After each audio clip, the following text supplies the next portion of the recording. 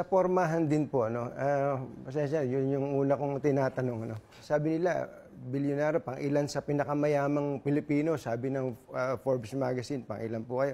Pero ang pormahan nyo, palagay ko, minsan pagka medyo nabihisan ako ng misis, mas mahal pa suot ko kaysa sa inyo.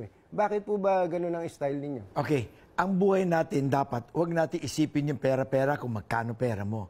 Ang kailangan natin maalala, gaano karaming tao matutulungan natin. At kung paano gumaang ang buhay ng mga taong makakasama natin. Yung pera, measurement yun, para sa akin, hindi yun ang measurement ng success in life eh.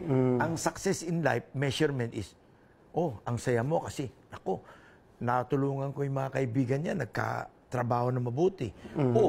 Yung mga batang yan, napag-aral natin. Yun ang kasiyahan ng buhay. Yung yaman, numbers lang yun eh. Meron kang 100 piso o meron kang 100,000 piso. Pare-pare na yan eh. How many times can we eat in a day? 2 times?